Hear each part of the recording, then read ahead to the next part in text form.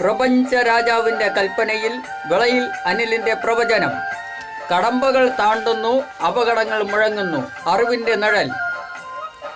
11/8/2024-25 ആണ്ട്.